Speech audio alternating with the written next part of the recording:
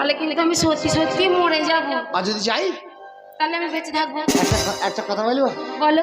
তাহলে তুই যখন বলছিস স্কুল যেতে, আমি স্কুল যাব, কিন্তু তোর কথা যদি শুনি, আমি তোর স্বামী, আমার কথা তো শুনতে হবে। হ্যাঁ শোনো, অবশ্যই।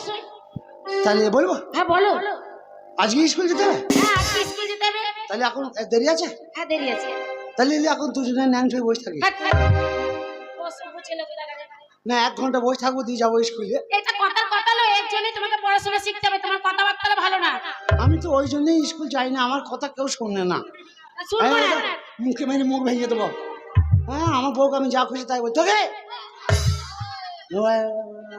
এই জীবন ছিল নদীর মতো দিশাহারা গতিহারা। ও গো তোমার